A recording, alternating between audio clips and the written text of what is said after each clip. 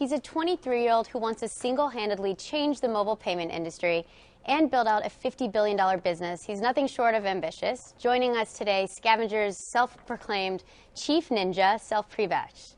Chief Ninja. Absolutely. So that's what happens when you start a company at 21.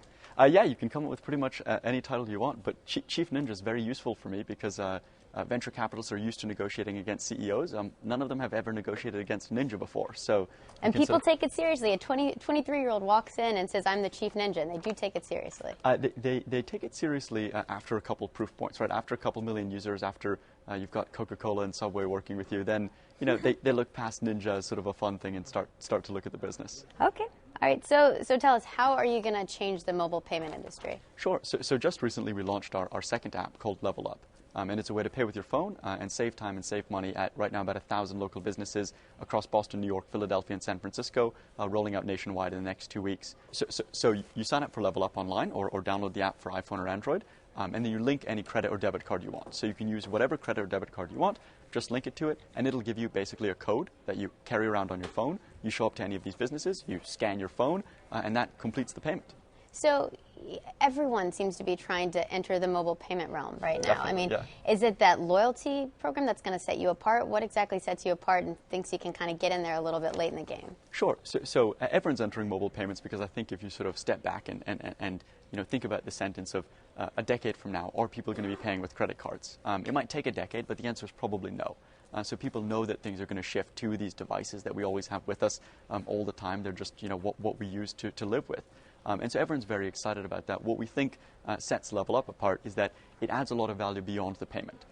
It enables merchants to run a high-tech loyalty program. It enables consumers to save about $25 to $50 a month just by paying with their phone. And it enables merchants to save between $10,000 and $20,000 a year in payment processing. So how do you guys make money doing this? How does Level Up actually make money? Sure. So we make money off of a payment processing arrangement with the merchants. So we charge them 2%.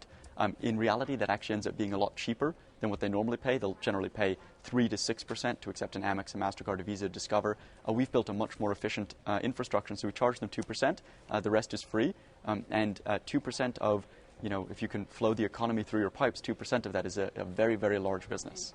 You talk a big game, right? You're 23 years old. You want to create. You think a $50 billion business is. You want more. Your answer to that is it should be more. Sure. Are you ever worried that this is ambitious and it's obviously helped you build a great team and get a lot of funding? Are you ever worried that the expectations are too high and that this could be a failed startup, but the stakes are a lot higher now? So there's always risk. I mean, one of the definitions of an entrepreneur is someone who's somewhere between criminally obsessed with what they're doing and a little bit neurotic and delusional about what they're doing. And you sort of have to walk that fine line.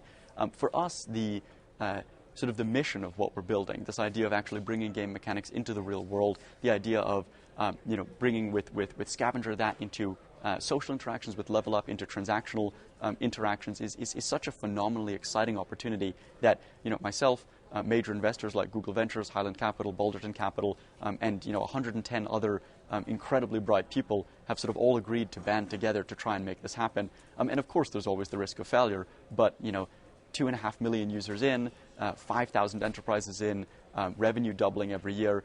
We certainly haven't won yet, but we talk a big game because we think the opportunity and the stakes are there, and we're certainly willing to risk it all to make it happen.